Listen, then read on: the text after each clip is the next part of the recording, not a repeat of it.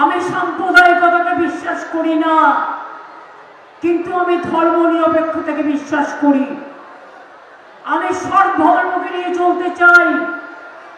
আমি secular politics করি।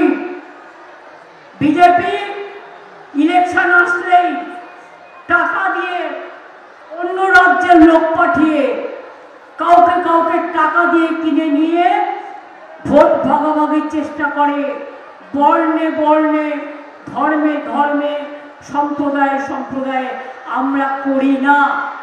Vote করছে লুট আর বলছে ঝুট, করছে লুট বলছে ঝুট। একবার করলো মঠবন্দি আর এখন করছে ভোটবন্দি।